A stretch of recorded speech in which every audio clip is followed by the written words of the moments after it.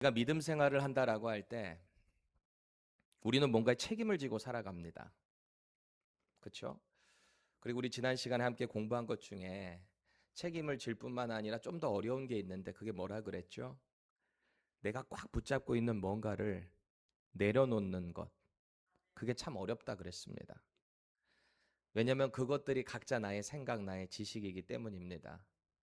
나는 이게 옳다라고 믿기 때문입니다. 근데 그것을 내려놓을 때는 그만큼의 믿음이 필요하다라고 했습니다. 가만히 보면 우리 믿음 생활은 내가 책임을 지는 것뿐만 아니라 내려놓는 것까지도 다 내가 하나님 앞에서 얼마나 신실한가 여기에 다 달려 있습니다. 그것을 통해서 우리의 믿음이 다 결정되기 마련이거든요.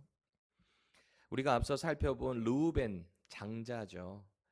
자신이 죄책감을 가졌고 그로 인해서 발생된 이 일에 대해서 내가 책임지겠습니다. 아버지, 제가 베냐민 데리고 가서 곡식 사올 테니까요. 시므온도 데리고 올 테니까요. 만약에 제가 이 베냐민 못 데리고 오면 제 아들들 둘 죽이세요. 엄청난 책임입니다. 그리고 엄청난 포기입니다. 꼭 죽이라는 말로 그렇게 했겠습니까? 그만큼 저 지금 절실합니다. 저 정말 그렇게 확실하게 하겠습니다. 또 우리 지난 시간에 살펴본 유다도 마찬가지였죠. 스스로 자기의 죄책감 가운데 나온 분명한 결단이었을 겁니다. 제가 분명히 가서 곡식 사가지고 오고 시몬도 데리고 오고요. 베냐민도 꼭 데리고 오겠습니다. 만에 하나 베냐민을 그곳에 놔야 된다면 차라리 제가 그곳에 볼모가 되겠습니다. 반드시 아버님 그 사랑하는 베냐민 꼭 돌려보내겠습니다. 책임지고 자기의 희생까지 다하는 이들의 모습을 우리는 봤습니다. 그럼에도 불구하고 이 아버지 야곱은 끝까지 그 베냐민을 내려놓지 못해요. 버틸 만큼 버텨요. 이러다가 말겠지.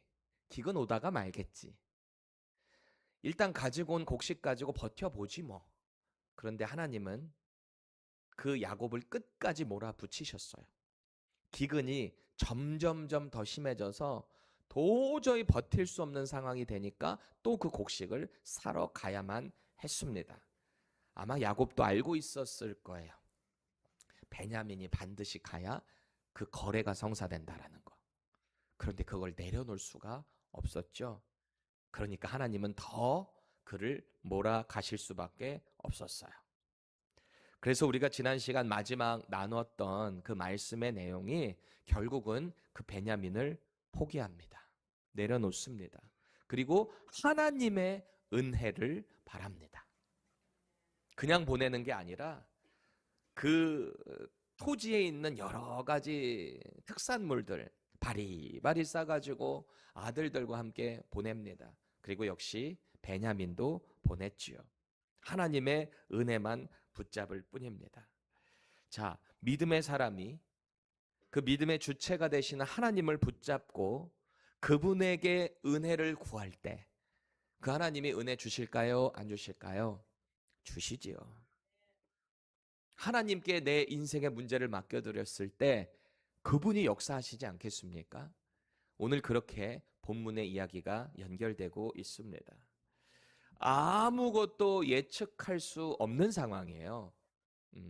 말로는 베냐민을 데려가면 거기서 곡식도 사고 무역도 하고 잡혀있는 시므온도 다 데리고 올 수 있다라고 장담은 들었지만 솔직히 지금 이 형제들 야곱의 입장에서 볼 때 그 총리가 요셉인지 모르잖아요. 말을 어떻게 바꿀지 모르잖아요. 그러니까 하나님의 은혜만 바라고 있을 수밖에 없는 거죠. 그렇게 오늘 베냐민까지 데리고 가는 이 모든 형제들이 애굽에 다 도착을 한 거예요. 그래서 이 총리 앞에 딱 섰습니다. 여러분이 가는 길이 여정이 오늘 본문은 그냥 딱 가기로 하고 총리 앞에 딱 섰지만 최소한 한 달 반, 두 달 이상은 걸렸을 거란 말이에요. 이 가는 여정이. 이 가는 길에 어떤 상황들이 있었을까요? 이 형제들의 마음은 어땠을까요? 또 어떤 대화들을 하면서 그곳을 향해서 갔을까요? 애굽 땅이 점점점 경계를 가까우면 가까울수록 이 형제들의 심장이 막 쪼그라들었을 거예요. 앞으로 이제 어떤 일이 펼쳐질지 모르는 거 아닙니까? 그렇죠. 초조하고 긴장되고 두렵고, 이게 아마 이 형제들이 경험했던 감정이었을 겁니다. 예전에 여러분들 학창 시절 때 학교에서 뭔가를 잘못한 적 있으신가요? 여러분들은 다 모범생이었을지 모르겠지만 저는 학교에서 좀 실수를 했던 적이 있는 것 같습니다. 그렇게 실수를 하고 집으로 돌아가는 그 길, 집이 거의 다가왔을 때 이제 어머니가 계시거나 그러면 뭐 초인종을 누르거나 그럼 엄마의 목소리가 들릴 거 아니에요. 그럼 평소의 목소리랑 같은가 아닌가 이렇게 딱 감지를 한단 말이에요. 모든 분위기, 환경, 목소리, 말투 뭐 이런 것들에 다 초집중이 되어 있는 상황 아니겠습니까? 집으로 가까이 갈수록 심장이 막 쪼그라드는 거예요. 딱 들어갔더니 어머니가 얼른 손 씻고 와서 밥 먹어 딱 그러시는 거죠. 근데 만약에 아버지가 이 소파에 딱 앉아가지고 신문을 쫙 보고 있는데 이러시 아무 말도 안 하고 있다면 이 마음이 어떨까요? 이 잘못한 아들은. 지금 저는 제 얘기를 하는 게 아니요, 그런 가상의 현실을 한번 만들어 보는 겁니다. 만약에 아버지가 아무 말도 안 하고 이것만 반복한다면 뭔가 좀 불안하겠죠. 한참은 밥을 먹고 있는데 아버지가 저 소파에서 낮은 톤으로 그러십니다. 오늘 학교에서 별일 없었어? 만약에 이렇게 물어본다면 심장이 덜컥하겠죠. 속으로 여러 가지 계산이 돌아가겠죠. 시뮬레이션들이. 선생님이 집에 전화했나? 나에 대해 안 좋은 얘기를 하셨나? 뭐 여러 가지 계산들이 있을 거잖아요. 아버지가 왜 갑자기 저런 질문을 하시지? 왜 학교에 대한 얘기를 하시지? 그럴 거 아니에요. 뭔가 잘못한 게 있으니까.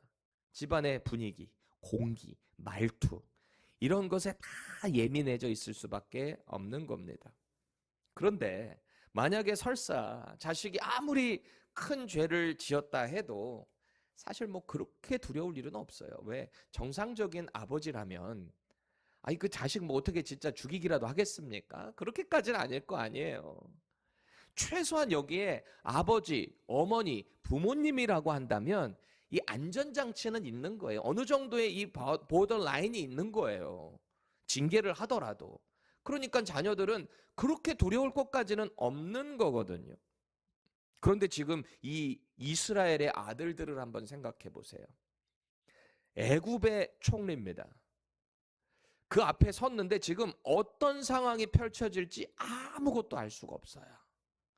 그 앞에서 지금 서 있는 거 아니겠습니까? 지금 일단은 간첩으로 몰린 상황이에요. 동시에 처음에 방문했다 돌아가는 길에 자기들이 지금 도둑으로 몰린 상황입니다. 왜요?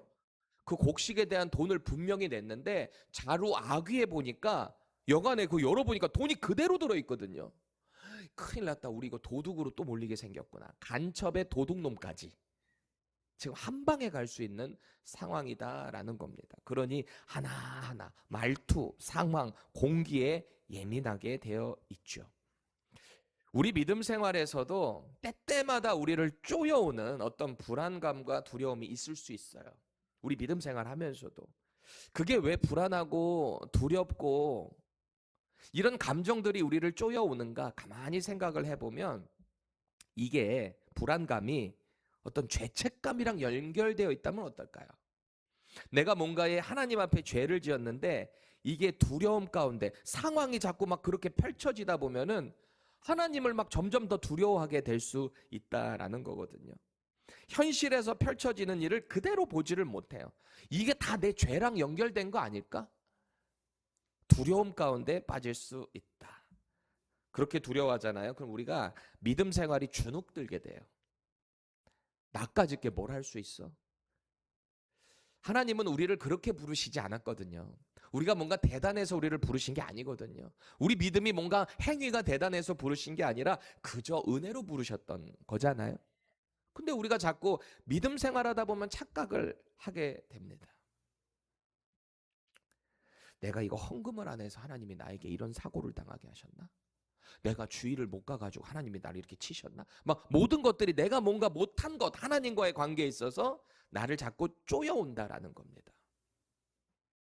오늘 요셉의 형들이 바로 그런 상태 아니겠어요?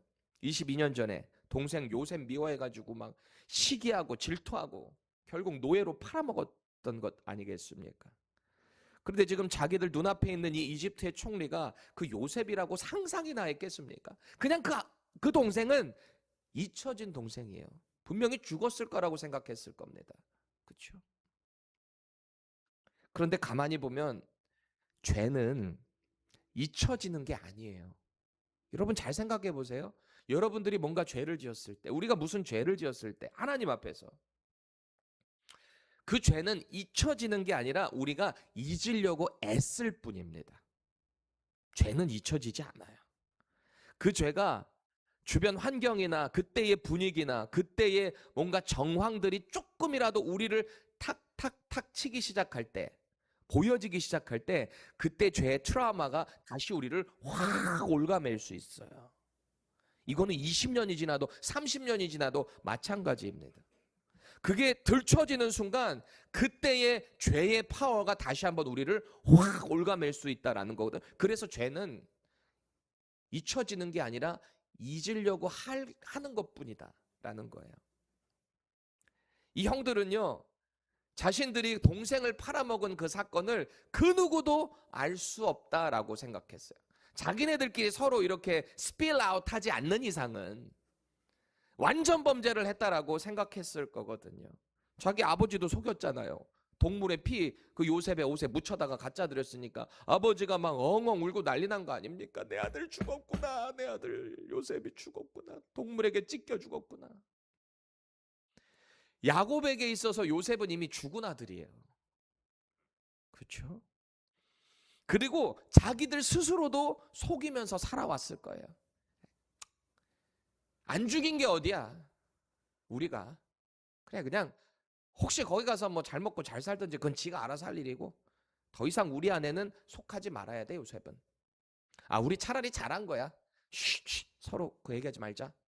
이렇게 죄를 덮어버린 거죠. 그런데 애굽에 곡식 사러 갔다가 이게 웬일이에요? 이 모든 그때 당시 22년의 죄책감이 다시 살아있는 거 아니에요?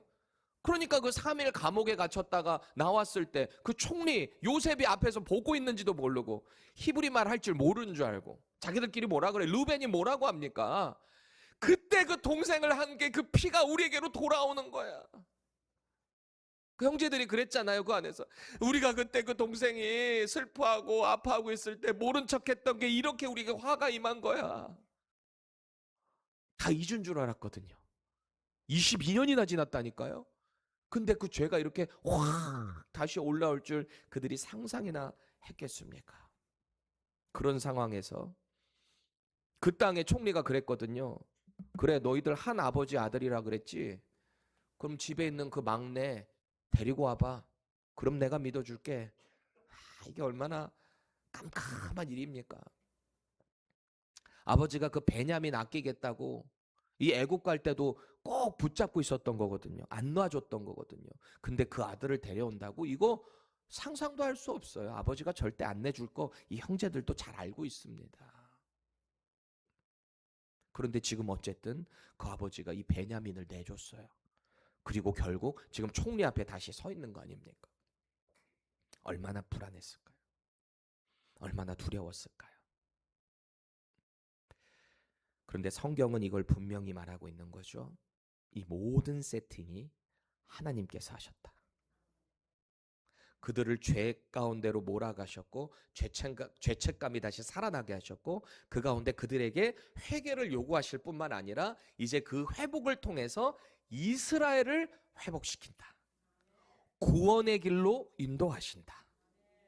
아브라함에게 하셨던 약속, 이방의 나그네 객이 되어 있다가 4대 만에 돌아오게 되는 그 구원 계획이 이 애굽에서 이루어질 것이기 때문에 요셉을 먼저 데리고 오셨고요. 이제 이 일 가운데 하나님이 그대로 시행을 하고 계신다라는 겁니다. 하나님은 단순히 지금 이 야곱의 집안에 이 엄청난 기근, 7년의 기근 동안에 식량 주시겠다고 이런 해프닝을 벌이시는 게 아니에요. 과거의 죄를 확실하게 청산해야 합니다. 하나님의 백성답게 살게 하시려고 하는 하나님의 work, 작업이다라는 것입니다.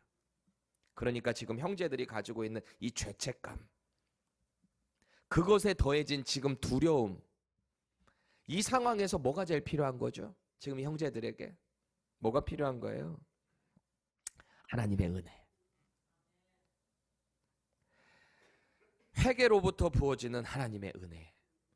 결국 용서라는 것은 은혜가 있어야지 용서가 가능하게 되는 것 아닙니까? 저와 여러분들이 하나님의 자녀가 된 것도 예수를 믿고 우리의 죄를 고백하고 회개한 이후에 부어지는 하나님의 은혜가 있었기 때문에 지금 우리가 이 자리에 있는 것 아닙니까? 그런 거죠. 그렇게 오늘 본문은 이들의 두려움을 변화시켜서 은혜의 기쁨을 맛보게 하시는 거예요. 한치 앞을 알 수 없는, 예측할 수 없는 이 공포심을 하나님께서 평강으로 바꿔주시는 장면이다라는 겁니다. 그래서 저는 오늘 본문 가운데 나오는 이 두려움이 우리에게 주는 부작용은 뭔가? 두려움. 이게 특히 죄로부터 오는 두려움. 이것에 대한 부작용이 우리의 신앙생활을 얼마나 망가뜨리는가, 이거를 좀 살펴보기를 원하고요. 나아가서 하나님의 은혜, 용서해 주시는 그 은혜를 통해서 우리는 마음에 얼마나 큰 기쁨을 누려야 하는가, 우리가 이런 신앙생활에 올바른 방향성을 바로잡을 수 있기를 주님의 이름으로 축원합니다. 첫 번째, 이 죄책감으로 인한 두려움, 이것은요 하나님의 은혜를 자꾸 오해하게 만들어요. 우리가 스스로가. 15절 보세요. 드디어 이 요셉의 형들은 아버지 야곱이 내어준 그 막내 베냐민과 또 갑절의 돈 가지고 왔어요. 왜? 우리는 결백합니다. 우리 그거 훔쳐온 거 아닙니다. 이것을 증명해내기 위해서 2배의 돈을 가지고 온 거예요. 그렇죠? 그 땅의 주인으로 보일 만큼 절대 권력인 총리 요셉이잖아요. 지금 이 사람들이 그랬거든요. 아버지에게 그 땅의 주인이 우리를 이렇게 스파이로 몰았습니다. 그 땅의 주인은 원래 파라오여야죠. 근데 왜 총리를 주인이라고 할까요? 그만큼 엄청난 실세였다는 거예요. 이들의 눈에 보였을 때. 오해는 오해대로 다 샀죠. 지금 뭐 생명이, 목숨이 그냥 간당간당하는 상황 아니겠습니까? 반면에 그 애굽에서 기다리고 있었던 요셉을 한번 생각해 보세요. 보냈거든요. 원래는 한 명만 갔다 오라고 했던 요셉이 하나님의 은혜를 베풀어서 그 3일 감옥에 가둔 이후에 9명이 갔다 오세요 그랬거든요. 9명. 한 명만 남겨도 그 한 명이 시므온 아닙니까? 여기만 지금 인질로 잡혀 있고 9명이 지금 갔다가 돌아온 상황입니다. 요셉이 기다렸겠죠. 언제쯤 올까? 언제쯤 내 친동생 베냐민을 볼 수 있을까? 얼마나 기대를 했겠어요. 근데 형들이 소식이 없어. 언제 돌아오는지를 모르겠어. 그렇잖아요. 정확히 한 달이 걸렸는지 2달이 걸렸는지 그런 얘기는 없어요. 성경은 그 얘기를 하는 거예요. 버틸 만큼 버텼다라는 거예요. 곡식 사가지고 간 거 가지고 버티다가 도저히 먹을 게 없으니까 야곱이 다시 또 보낸 거거든요. 그렇죠. 그런 이게 얼마간의 시간이 간지는 모르겠지만 요셉은 그동안에 계속해서 기다렸겠죠. 마음이 복잡했을지 몰라요. 만약에 돌아오지 않으면 저 시몬을 어떻게 해야 되지? 저 형을 진짜 처단을 해야 되나? 어떻게 해야 되지? 요셉의 마음도 아주 복잡했을 겁니다. 그렇죠? 그런데 결국 자신이 그토록 보고 싶어 했던 하나밖에 없는 같은 엄마의 배에서 나온 그 베냐민, 오늘 드디어 보게 되는 거 아닙니까? 그렇게 벅차오르는 감정을 가지고 오늘 이 형들을 맞이하게 된 겁니다. 동생도 마찬가지고. 그리고 나서 청지기, 자기 집에 최고 종들 중에 위에 있는 청지기에게 말을 합니다. 16절 같이 읽겠습니다. 시작. 요셉은 베냐민이 그들과 함께 있음을 보고 자기의 청지기에게 이르되 이 사람들을 집으로 인도해 드리고 짐승을 잡고 준비하라. 이 사람들이 종호에 나와 함께 먹을 것이니라. 아멘. 아멘. 지금 요셉이요, 잔치를 준비시킵니다. 잔치. 음. 왜 그런 거예요? 왜 잔치 준비시키는 거예요, 요셉이? 기쁘니까. 너무너무 반가우니까. 그 형제들을 맞이하기 위해 이렇게 지금 페스티벌, 뭔가 이게 정말 서퍼를 준비하고 있는 거 아니겠습니까? 얼마 전에 형들이 자기 앞에서 했던 말을 분명히 들었잖아요. 그때 막 이 감정을 주체할 수가 없었을 겁니다. 요셉이. 뭔가 회개하는 모습이 있었거든요. 아, 옛날의 형들이 아니구나.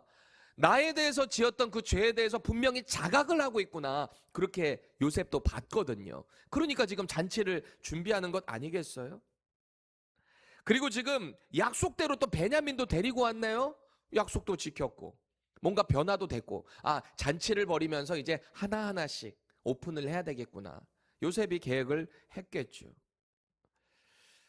기쁨의 감정을 당장은 숨기는 거예요. 뭐 지금 당장에 형님들 제가 요셉이며 그러면 좀 재미가 없잖아요. 아직은 조금 더 시간이 필요해. 조금 어디까지 변화됐는가는 좀 더 지켜봐야 하니까. 그렇죠. 그렇지만 이 잔치를 통해서 분명한 요셉의 이 기쁨의 준비가 있었을 겁니다. 당장의 일은 바쁘지만 돌아와서 저녁에 같이 이들과 함께 식사를 하면서 지난날의 회포를 푸는 시간, 그 기쁨의 시간을 가져야 되겠구나. 그래서 지금 이 잔치를 청지기한테 준비하라고 한 것 아니겠어요? 그런데 이 요셉의 마음과는 다르게 지금 형들의 마음은 아주 복잡해지는 거예요. 더 복잡해지는 거예요. 차라리 뭐라고 얘기를 하던지. 근데 잔치를 준비한다라고 하니, 야, 이거 오늘 마지막 잔치인가? 막 복잡한 거예요, 형들의 마음이. 왜 그런 거예요? 18절 보세요. 그 사람들이 요셉의 집으로 인도되매 두려워하여 이르되, 이 형들이 얘기하는 거예요, 자기들끼리. 전번에 우리 자루에 들어있던 돈의 일로 우리가 끌려드는도다. 판단을 다 한 거예요. 잔치집으로 들어가면서. 이는 우리를 억류하고 달려들어 우리를 잡아 노예로 삼고 우리의 나귀를 빼앗으려 함이로다 하고, 우리 완전 끝났구나. 우리 재산이고 뭐고 가지고 낙이고 뭐고 다 끝났구나. 스스로 판단을 하고 있습니다. 완전히 다른 생각이죠. 요셉은 지금 형들과의 화해를 준비하고 있는데 이 형제들은 뭐예요? 우리 끝났구나. 이제 무서운 심판이 우리에게 임했구나. 그래서 죄 짓고는 편하게 못 사는 거예요. 그렇죠? 다리 뻗고 못 자요. 죄 짓고 살면. 그저 편한 척 할 뿐이지 그 죄의 생각을 할 때마다 짓눌리는 마음은 어쩔 수 없어요. 우리 인간은 원래 그렇게 지어진 동물이에요. 하나님의 형상으로 창조됐어요. 근데 이놈의 죄라는 게 들어오니까 하나님의 형상이 어그러지는 것 아니겠습니까? 죄책감으로부터 오는 그 두려움이 그렇게 무서운 거예요. 보는 것을 그대로 해석하지를 못하고 자꾸 꼬아요. 자꾸 꼬아요. 그러니 당연히 은혜도 안 되죠. 제가 어제 한국의 뉴스를 보는데 좀 충격적이더라고요. 한 40대 중반 여자가 자기 친딸 살인 혐의로 체포가 됐습니다. 그것도 10년 만에. 10년 만에. 내용을 보니까 이 여자가 10년 전에 결혼을 한 상태예요. 근데 다른 남자와 외도를 하다가 그러다가 임신을 했나 봐요. 그래서 아이를 가졌다라고 생각을 하니 이 사실을 자기 원래 본 남편한테 말을 할 수가 없었던 거예요. 그러니 아이를 낳자마자 한겨울에 얼려 죽이고 아이를, 끔찍한 일을 저질렀어요. 10년이 지났어요. 완전 범죄했다고 생각했을 거예요. 외도에 대한 죄책감이 있었으면 회개하고 잘못을 말하고 용서를 구해야지. 그게 책임이 있는 거지. 그렇죠? 그 죄를 덮겠다고 더 엄청 끔찍한 죄를 저지르고 지난 10년을 살아왔던 거 아니에요. 이 여인의 마음은 또 얼마나 무너졌겠습니까? 지난 10년 동안에. 자기가 낳은 자기의 친딸을 그렇게 끔찍하게 죄를 지었으니 말이죠. 이것도 원래 완전 범죄로 묻힐 사건이었답니다. 그런데 10년이 지나서 생후 몇 개월 된 그 아이의 생사 여부를 확인을 하려고 했던 어떤 직원이, 공무원이 이상하다. 여기가 왜 뭔가에 주민등록이 뭐가 좀 등록이 뭐가 학교를 안 가거나 막 그런 것들이 있거든요. 우리 아들들도 미국에서 다 났기 때문에 한국에 갔을 때 잠깐 학교를 갔던 적이 있었어요. 초등학교에. 근데 그 이후에 이 아이들이 잘 살고 있는지 못 살고 있는지 동사무소에서 계속 연락이 온다는 거예요. 우리 처갓집 어머니 아버님에게. 그래서 제가 이 아이들 지금 어떤 학교 미국에서 다니고 있고 지금 몇 살이고 여기에서 지금 어떻게 살고 있는지 그것도 다 보고를 해야 합니다. 그렇게 추적이 되는 거예요. 근데 이 여인이 그게 딱 걸린 거죠. 제가 이 세 아들들의 아버지로 생각을 해보면 이 정말 끔찍한 사건입니다. 어떻게 자기 딸을 그렇게 할 수 있을까? 말할 수 없는 죄책감, 두려움이 지난 10년 동안 이 여인에게 얼마나 있었겠습니까? 겉으로는 아닌 척하지만 그 마음이 얼마나 무너져 내려 있었겠어요. 제가 그 댓글들을 이렇게 보니까 막 말도 아니죠. 뭐 악마야 뭐 이렇게 하면서 막 네가 사람이냐 뭐 그거부터 시작을 해가지고 문득 제 마음에 이런 생각이 들었어요. 죄책감으로부터 오는 두려움은 우리를 얼마든지 악마로 만들 수 있다. 이 죄라는 게 그래요, 죄. 이게 꼭 그 여자만의 문제가 아니라 우리도 얼마든지 죄책감으로부터 오는 두려움이 휩싸이게 되면은 제정신이 아니게 돼요. 이성적으로 판단을 하지 못하게 된다라는 겁니다. 누구 뭐라고 할 게 없는 것 같아요. 그러니 우리는 자꾸 이 죄로부터 자유할 수 있는 그런 은혜를 자꾸 사모해야 되지 않나 싶은 거죠. 자꾸 준비하셔야 돼요. 섰다 싶을 때 또 넘어질 수 있으니 또 조심해야 되는 것 아니겠어요? 죄를 만약에 우리가 지었으면 질 수 있거든요. 실수할 수 있거든요. 믿음 생활하다가 넘어질 수 있습니다. 분명히 넘어집니다, 우리. 다윗도 넘어졌고요. 아브라함도 넘어졌고 야곱도 얼마나 많이 넘어졌어요. 근데 엘리야도 넘어졌고요. 얼마나 많은 수많은 우리 믿음의 선배님들이 다 그렇게 넘어졌잖아요. 근데 중요한 게 뭐예요? 넘어질 수 있는데 다시 믿음으로 일어날 수 있는가 없는가 여기에서 판가름 나는 거예요. 하나님의 입장에서 볼 때는 사실 다 거기서 거기 아니겠습니까? 엘리야도 우리와 성정이 같은 자라고 야고보 사도가 얘기를 하잖아요. 성정이 같아요. 우리가 같다고요. 물론 우리가 볼 때는 믿음에 어떤 대단한 차이가 있는 것처럼 보이겠지만 사실 그 믿음도 하나님이 주시는 거 아니에요? 그러니 하나님의 은혜가 우리에게 없는 순간 우리는 자꾸 넘어진다는 겁니다. 중요한 게 뭐다? 넘어졌을 때 어떻게 다시 일어나야 하는가? 하나님과 자꾸 대면해야 하는 거죠. 철저한 회개의 자리로 나아가야 하는 겁니다. 그 죄를 묻어버리겠다고 또 다른 죄를 지으면 안 된다라는 겁니다. 왜요? 그 죄는 사람은 모를 수 있어요. 우리끼리는. 혹시 완전 범죄가 될지도 모르겠습니다. 그런데 하나님은 다 보고 계신다. 우리가 정말 믿음의 사람이라면 이 사실을 정말 잊어버리지 마십시다. 하나님은 우리를 다 보고 계신다 그랬잖아요. 감찰하신다 그랬잖아요. 내가 만약에 죄를 지었는데 아무렇지도 않다? 그거 심각한 문제입니다. 왜? 내 양심이 화인 맞았다. 불에 지져졌다라는 말이거든요. 죄의 시작은 여기서부터 오는 거예요. 제가 믿기로는 인류의 모든 사람들은 처음에 죄를 지으면 다 양심이 찔리게 되어 있어요. 근데 거기에 화인을 맞기 시작하면 그때부터 아무렇지도 않은 척하지만 사실은 그 안에 또 있어요. 죄책감이라는 게. 그렇지 않은 척 할 뿐이지. 다시 말하면 양심이 무뎌진다라는 말은 하나님과의 동행이 끊어져 있다는 말입니다. 왜? 하나님의 거룩한 영이신 성령님은 우리의 양심을 통해서 역사하시기 때문에. 뭐 선한 양심 가지고 살면 구원받는다. 저는 이런 말을 하는 게 절대 아닙니다. 예수님을 정말 바로 믿고 하나님과 동행하는 사람은 자꾸 나의 작은 죄들도 하나님 앞에 찔리게 되어 있다라는 거예요. 우리가 완전할 수는 없지만 하나님은 우리에게 온전할 것을 요구하시잖아요. 그건 우리가 대단해서가 아니라 우리 안에 계신 예수님이 완전하시기 때문에 그분과 자꾸 교제하는 가운데 이 거룩한 삶을 살아가야 한다라는 거죠. 그렇게 오늘 요셉의 형들이요, 자기들의 가진 이 죄책감, 두려움, 복합된 이 여러 가지 감정 가운데 하나님의 은혜도 의심하고 있다라는 겁니다.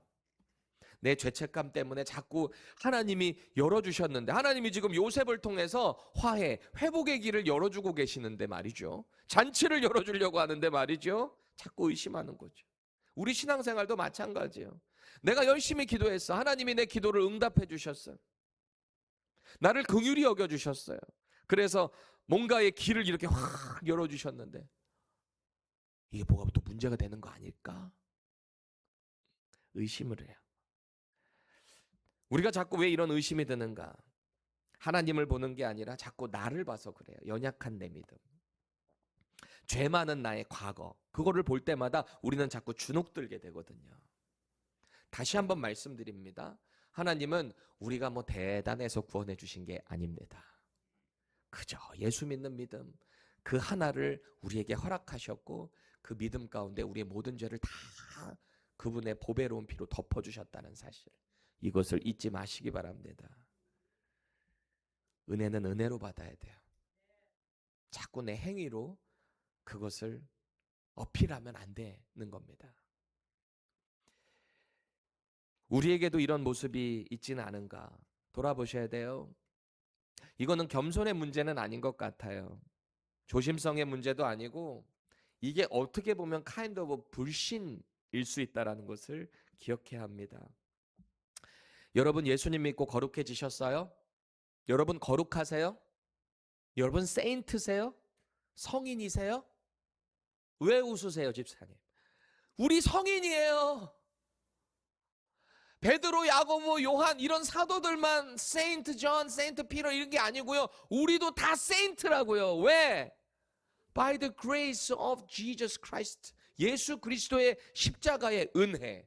그걸로 우리는 성인이 된 거예요. 성인 군자라는 게 뭐 이렇게 착한 일만 한 사람이 아니라 예수로 변화돼서 하나님의 거룩한 백성이 된 자를 가리켜 성인, 성도라고 하는 겁니다. 성도. 믿으셔야 돼요. 자꾸 나를 바라보지 마세요. 내 연약함을 보지 마세요. 하나님이 우리를 그렇게 해주셨다라고 하는데 누가 뭐라고 하겠어요? 그렇다고 멋대로 살으라는 말은 절대 아닙니다. 예수와 함께 거룩하게 온전하게 동행하는 삶 사시기를 축복드립니다. 자, 18절 보세요. 같이 한번 읽겠습니다. 시작. 그 사람들이 요셉의 집으로 인도됨에 두려워하여 이르되 전번에 우리 자루에 들어있던 돈의 일로 우리가 끌려오는도다. 이는 우리를 억류하고 달려들어 우리를 잡아 노예로 삼고 우리의 나귀를 빼앗으려 함이로다 하고. 아멘. 지금 이들의 오해는 어디서부터 시작된 거죠? 아, 이 돈 때문에 지금 이렇게 되는 거구나. 우리 돈 때문에 망하는 거구나. 그렇게 굳게 믿고 있습니다. 그러니까 그때 당시에 총리가 말할 때 이 형제들이 뭐라고 했다고요? 그거 한번 다시 봅시다. 창세기 42장 21절. 지금 처음에 방문했을 때 총리 앞에서 이 형제들이 막 얘기하는 장면이거든요. 그들이 서로 말하되 우리가 아우의 일로 말미암아 범죄하였도다. 이 아우가 누구예요? 22년 전 그 요셉입니다. 그가 우리에게 애걸할 때에 그 마음의 괴로움을 보고도 듣지 아니하였으므로 이 괴로움이 우리에게 임하도다. 분명히 알았어, 이 사람들이. 하나님이 당시의 그 죄책감을 다시 한번 들춰내셨거든요. 아마 이때까지만 해도 자기들의 죄책감을 하나님이 드러내고 계시는지 몰랐을 겁니다. 그냥 왜 자꾸 이렇게 일이 꼬이지? 예상치 못한 일이 자꾸 발생하니까 그때 혹시 우리의 죄 때문에 그런가? 너무나 명확한 죄의 기억이에요. 22년 동안 이 사람들이 죄 안 짓고 살았을까요? 여러 가지 죄를 지었는데 왜 하필이면 22년 전에 그 아우에 대한 죄, 그게 자꾸 드러나게 되냐라는 겁니다. 분명 돈 주고 곡식을 샀는데 그 돈이 돌아오는 이 자루에 그대로 들어있는 걸 봤잖아요. 그때 이 사람들이 뭐라고 말했는지 보세요. 창세기 42장 28절 이렇게 반응한 거. 딱 여관에서 딱 보자마자 그가 그 형제에게 말하되 내 돈을 도로 넣었도다. 보라 자루 속에 있도다. 이에 그들이 혼이 나서 떨며 덜덜덜덜 떨며 서로 돌아보며 말하되 하나님이 어찌하여 이런 일을 우리에게 행하셨는가. 이제 하나님이랑 연관이 되네요. 하나님이 하시는 거야. 하나님 도대체 우리에게 어떻게 이러실 수 있어요? 우리가 뭘 그렇게 잘못했다고요? 아직 정신을 못 차렸던 거죠. 이때만 해도. 그렇죠? 그래서 지금 다시 돌아왔잖아요. 애굽으로. 그 총리의 분명한 호의를 받고 있음에도 불구하고 이놈의 죄책감이라는 게 꽉 누르고 두려움 가운데 사로잡고 있으니까 호의로 받지를 못해요. 뭔가 의심을 합니다. 하나님의 은혜를 은혜로 보지를 못합니다. 혹시 하나님의 우리의 과거를 이 상황을 통해 드러내시면 어떡하지? 만에 하나라도 원래 처음에 방문했을 때는 한 아들, 한 동생은 없어졌고요. 노원 여기 아예 없고요 라고 했거든요. 죽었다는 말이거든요. 그렇게 말했는데 자기네들의 그때의 그 죄를 이 총리가 알고 우리를 해하면 어떡하지? 우리가 거짓말했다고 하면 어떡하지? 여러 가지 복잡한 생각들이 이들을 휘어잡고 있는 겁니다. 얼마나 무서웠을까? 이게 바로 죄책감으로부터 오는 의심, 공포입니다. 그렇게 이 형들은 이제 청지기에 이끌려서 원래 요셉이 그랬잖아요. 집에서 잔치 준비해라. 그들을 내 집으로 데리고 가라. 그 가는 길에 지금 이렇게 두려워했던 거거든요. 그렇게 어쨌든 청지기를 따라서 요셉의 집으로 가고 있습니다. 딱 그 집 앞에 들어가는 그 앞에서 이 형제들이 먼저 얘기를 하는 거예요. 청지기에게. 그 요셉의 집을 총괄하는 종이잖아요. 먼저 이야기를 합니다. 청지기가 물어본 것도 아니에요. 근데 질에 찔리니까 그때 그 돈. 이 돈 때문에 우리가 망할 수 있으니까 잘 해명을 해야 되겠다. 이 청지기가 어쨌든 이 모든 일을 총괄하고 있는 사람이니까 그 말을 해야 되겠구나. 구구절절 해명을 하고 있습니다. 20절에서 22절 읽어볼게요. 시작. 이르되 내 주여 우리가 전번에 내려와서 양식을 사가지고 여관에 이르러 자루를 풀어본즉 각 사람의 돈이 전에 그대로 자루하기에 있기로 우리가 도로 가져왔고 양식 살 다른 돈도 우리가 가지고 내려왔나이다.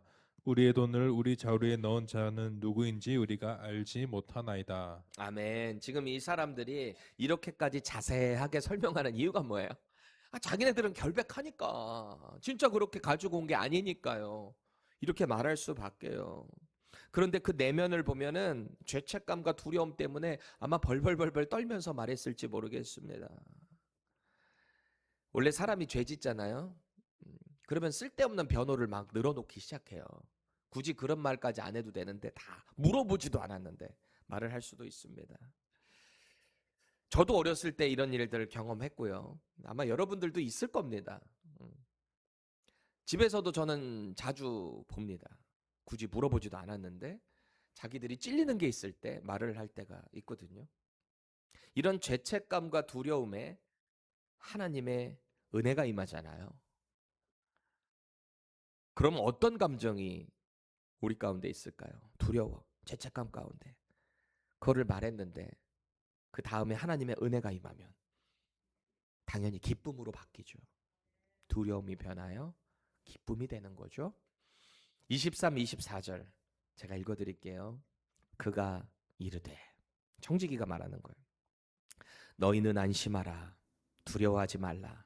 너희 하나님 너희 아버지의 하나님이 재물을 너희 자루에 넣어 너희에게 주신 것이니라.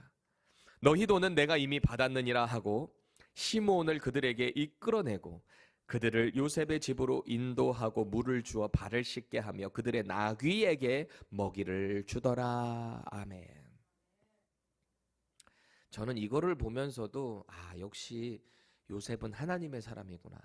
그 집의 청지기에게도 신앙교육을 잘 시켰구나. 지금 이집트라니까요. 여호와 신앙을 갖고 있는 나라가 아니라니까요. 근데 요셉은 자기의 두 아들들도 신앙의 고백으로 히브리식 이름을 지어 놨고요. 이 청지기도 역시 너희 하나님, 너희 아버지 하나님, 이렇게 말을 하고 있는 것 아니겠습니까? 23절에 나오는 이 한 구절이 오늘 요셉의 형들을 향한 하나님의 마음이지 않을까 싶은 겁니다. 보세요. 하나님이 그러시는 것 같아요. 지금 두려움에 죄책감 가운데 떨고 있는 그 형제들, 이스라엘의 아들들을 향해서 뭐라 그러세요? 안심해라. 두려워하지 말아라. 내가 이 모든 것을 뒤에서 조종하고 있다. 하나님이 꼭 그러시는 것 같아요. 보세요. 이 형제들은 이제 저 총리가 우리를 잡으려고 하는구나. 우리의 나귀도 다 뺏고 우리 완전 여기서 쫄딱 망했구나. 우리 전 재산 다 뺏기게 생겼구나. 이 사람들은 그렇게 의심을 했단 말이에요. 그런데 지금 하나님께서 이 청지기를 통해서 들려주시고자 하는 메시지는 뭐예요? 너희 돈 내가 이미 다 받았다. 너희 결백 내가 다 안다. 내가 너희에게 주는 은혜다. 뿐만 아니라 그동안 인질로 잡혀 있었던 이 시므온도 풀어줘요. 이 감격적인 장면 여러분 한번 머리에 생각해 보세요. 몇 개월이 지났는지 시므온도 거기에 갇혀 있다가 형님들 이러면서 막 서로 안아가지고 부둥켜 안고 울었을 거 아닙니까? 얼마나 감동적인 장면입니까? 그리고 그 은혜의 절정인데요. 24절 보세요. 그들을 요셉의 집으로 인도하고 물을 주어 발을 씻게 하며 그들의 나귀에게 먹이를 주더라. 제가 왜 이 24절이 은혜의 절정이다라고 말을 하냐면요. 아까 이 자기들 죄책감 때문에 두려움 때문에 질에 자기들 찔렸잖아요. 찔려서 지금 요셉의 집으로 잔치하러 가는 그 길에 청지기한테 다 구구절절 해명했죠. 자기네들 죄 없다고 그랬죠. 근데 19절 좀 다시 보세요. 지금 이들이 어떤 위치에서 이 말을 하고 있었는가를 보세요. 그들이 요셉의 집 청지기에게 가까이 나아가 그 집 문 앞에서 그에게 말하며. 그 집이 어디예요? 요셉의 집 문 앞에서. At the door of the house. 집 안으로 들어가지는 못했어요. 그 문 앞에서. 왜? 두려워요. 이제 여기 들어가면 우리 죽을 수도 있다. 분명한 은혜의 자리가 준비되어 있는데 자기네들의 그 죄책감, 두려움 때문에 문 안으로 들어가지를 못했던 이 형제들의 모습이죠. 그런데 이 형제들이 지금 24절에 주인의 은혜를 전달하는 청지기거든요. 그를 통해서 어디로 들어가는가 보세요. 함께 집 안으로 들어가요. Into Joseph's house. 집 안으로 들어가는 겁니다. 이 집 안에서 어떤 일이 준비되어 있어요? 잔치, 회복, 은혜, 기쁨이 준비되어 있다라는 겁니다. 여러분이 과정을 한번 생각해 보세요. 형들은 두려워요. 여전히 조급해요. 긴장돼요. 이 집 들어가면 다 죽는다고 생각했어요. 다 뺏긴다고 생각했어요. 공포와 두려움 가운데 확 잡혀 있었던 이들을 향해서 이 안에 들어갔을 때 갈증을 해소하는 물이 제공된 거예요. 얼마나 여러분 긴장되고 막 이럴 때 막 입이 막 타들어가죠. 이 물 마셨을 때 그 물이 얼마나 맛있었겠어요. 그렇죠. 들어가면 영락없이 나 이제 두 발 꽁꽁 묶일 거다. 우리도 다 여기 인질로 잡힐 거다. 망했다라고 생각했는데 들어가면 전 재산을 잃을 줄 알았는데 웬걸요? 발을 씻겨줘요. 묶는 게 아니라 씻겨줘요. 그리고 그 나귀에게 먹을 것을 줘요. 재산을 보존시켜주는 거죠. 죄책감과 두려움의 장소가 은혜의 자리, 회복의 자리로 바뀌었어요. 여러분 이게 복음의 은혜 아니겠습니까? 이게 바로 복음의 은혜. 우리는 자꾸 하나님 앞으로 나아갈 때 계산을 해요. 하나님 왜 이러시지? 왜 하나님 나한테 이렇게 어려움을 주시지? 혹은 하나님 왜 이렇게 날 너무 잘되게 하시지? 내가 이걸 잘못했는데 하나님이 나를 받아주실까? 자꾸 스스로 의심을 하죠. 나 기도도 잘 못했는데 하나님 들어주실까? 에이 기도하지 말지 뭐. 요새 내 교회도 잘 못 나가는데 하나님 나 여전히 사랑하실까? 스스로 자꾸 스스로를 평가하고 정죄하고 하나님 앞에 자기를 의심하고. 그거 아세요? 이게 다 우리의 행위를 의지하는 거라는 거. 복음은 그렇지가 않죠. 믿음을 주신 분도 하나님, 그 믿음 가운데 우리를 인도해 주시는 분도 하나님. 자꾸 내가 하나님께 뭘 했는가를 따지고 계산하고 있지는 않은가. 우리 스스로 점검을 해야 합니다. 복음은 자꾸 이렇게 말하는 거예요. 하나님께서 내게 뭘 해주셨는가를 제대로 봐라. 하나님이 하신 걸 봐야지 자꾸 내가 한 걸 하나님 앞에 드러내려고 하면 안 된다라는 거죠. 복음은 우리가 하나님께 갚아야 할 빚을 스스로 청산해 나가는 게 아니에요. 우리는 빚진 자의 마음으로 살아간다라고 해서 내가 그 빚을 자꾸 이렇게 갚아가야지. No way. 우리 못 갚아요. 그 빚 어떻게 갚아요 우리가. 그러니까 10,000달란트 빚진 자의 이 말도 안 되는 비유를 예수님께서 하시는 거 아니에요. 못 갚아요 평생. 다음 세대 다다음 세대도 못 갚아요. 근데 그 빚을 한 번에 갚아주셨다. 탕감해 주셨다. 그게 하나님의 은혜입니다. 로마서 5장 8절. 우리가 아직 죄인 되었을 때 그리스도께서 우리를 위하여 죽으심으로 하나님께서 우리에 대한 자기의 사랑을 확증하셨느니라. 아멘. 그러니까 하나님 아버지의 사랑은 위대한 사랑인 거예요. 위대한 사랑. The great love of God, the Father. 예수님이 십자가에서 우리의 죄의 빚을 한 번에 다 치르셨다. 우리가 하나님께 잘했을 때가 아니라 죄인 됐을 때 그 빚을 탕감해 주셨다라는 겁니다. 그게 바로 은혜죠. 제가 지난 목요 성령 집회 마치고 집으로 돌아가는 차 안에서 제 아내가 그래요. 이 스토리들을 쭉 이렇게 묵상을 하면서 하나님께서 이 요셉의 형들하고 요셉이 화해하고 그 가운데 막 은혜 베풀어 주시는 그 장면을 생각하면 너무너무 기대가 된다는 거예요. 지금 이제 그 단계로 나아가고 있잖아요. 스토리가. 나중에 온 가족이 회복되는 그 본문이 너무너무 감동적일 것 같대요. 기대가 된대요. 기대가 된대요. 해맑은 저 여인의 그 표정을. 말씀에 푹 빠져 있는 거죠. 이 스토리를 계속 이렇게 곱씹고 기대하면. 참 그런 아내를 보는 제 마음도 감사하기도 했고, 우리 모든 성도들이 이렇게 같은 마음을 가지면 얼마나 좋을까. 말씀을 사모하고 말씀 가운데 자꾸 반응하고 말이죠. 물론 이 자리에 나온 여러분들 다 똑같은 마음이겠죠? 아멘이 없을까?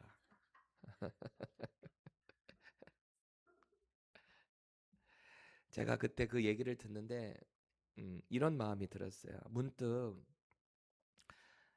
하나님 아버지의 마음이 우리를 향해서 지금도 여전히 그러신다는 거죠. 죄된 우리들을 회개만 하면 회복시켜 주시려고 이렇게 잔치를 준비하시는 우리 아버지 하나님의 마음 말이죠. 주님이 그러시는 것 같아요. 내가 지금도 너에게 그런 반전의 은혜를 준비하고 있다. 내가 너의 아빠다. 내가 너의 아빠다.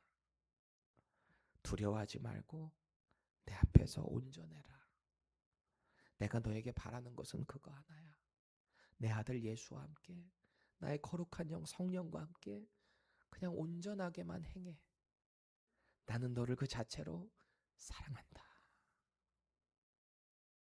지금 당장은 이해할 수 없어도 우리가 정말 하나님 앞에서 거룩하게 그리고 신실하게 붙들려서 살잖아요. 그럼 결국 하나님은 당신의 은혜대로 우리를 인도하세요. 지금 당장은 이해 못할 수 있어요. 어떤 그런 일들이 있을 수도 있습니다. 하나님의 은혜를 경험하면서도 우리는 넘어지고 또 넘어지고 반복할 겁니다.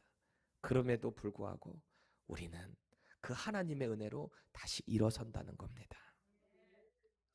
오늘 형들의 눈에는 모든 것이 다 하나님 심판의 시그널처럼 보였을지 몰라요. 돈도 문제, 지금 베냐민도 문제, 지금 이제 집에 있는 아빠도 문제, 여러 가지 계산되는 그 두려움들이 이들을 꽉 잡았을 겁니다. 22년 전 동생에게 저지른 그 죄책감이 모든 상황을 다 두려움으로 바꿨다라는 거죠. 그런데 지금 하나님은 요셉을 미리 준비하셔서 총리의 자리에 앉히신 거죠. 그렇죠? 지금 이미 요셉은 이 형들 존재 다 알고 있잖아요. 다 위에서 알고 이렇게 보고서 그림을 그려가고 있잖아요. 이거 다 누가 하셨다? 하나님이 하셨다는 거죠. 형들은 요셉이 자기들을 해할 것이라고 확신하고 있었지만 요셉은 하나님의 구원 계획을 이제 그들에게 말할 겁니다. 하나님이 나를 여기에 먼저 보내셨습니다. 그렇죠? 이게 우리가 붙잡아야 될 소망입니다. 믿음의 소망. 우리는 하나님을 다 알지 못해요. 착각하면 안 돼요. 하나님이 내 길을 이렇게 인도하셔서, 물론 그럴 수도 있지만 아닐 수도 있는 거예요. 내가 지금 하나님 앞에 오늘 하루를 온전하게 살고 있는가가 중요한 거지, 뭔가를 장담하면서 하나님을 다 해석하면서 그거는 어려울 수 있다. 우리는 또 하나님의 그 크신 계획을 다 알지도 못해요. 그런데 하나님은 지금도 우리를 눈동자처럼 지켜주신다. 우리를 인도하신다. 우리를 보호하신다. 이게 바로 하나님의 은혜예요. 이걸 믿어야 돼요. 나 자신을 장담하는 게 아니라 나를 붙잡아 주시는 그 하나님의 은혜를 믿고 따라갈 뿐입니다. 혹시 저와 여러분들 가운데 죄책감, 어떤 두려움, 그것 가운데 사로잡힌 분 계세요? 그렇다면 하나님의 은혜를 구하십시오. 죄책감으로부터 빠져나오셔야 돼요. 그 죄책감은 자꾸 우리를 올가매요. 내가 그렇지 뭐, 내가 뭘 할 수 있겠어. 그건 사탄이 주는 마음이에요. 뭔가의 두려움에서부터 나오셔야 돼요. 자기의 의에서부터도 나오셔야 돼요. 내가 이 정도 했으니까 그거 당장 나오셔야 돼요. 그거 진짜 위험해요. 나 이 정도 했으니까. 고개 빳빳하게 드는 순간 하나님이 그 고개를 치실지도 몰라요. 우리가 해야 될 것은 언제나 예수님의 십자가 앞으로 나아가는 것뿐입니다. 내가 지금 잘하고 있다고 생각할 때도 십자가 앞으로, 내가 죄책감 가운데 있을 때도 십자가 앞으로, 우리는 언제나 예수 그리스도의 십자가 앞으로 나아갈 때 우리 신앙이 바로 붙잡힐 수 있습니다. 우리는 그때 온전한 자가 돼서 이 믿음의 길을 걸어갈 수 있게 된다라는 것을 꼭 믿으시기 바랍니다. 예수 믿는 믿음으로 은혜의 보좌 앞으로 당당히 나아가게 되는 겁니다. 그때 우리는 하나님의 은혜를 우리 매일의 삶에서 경험하고 선포하게 될 것입니다.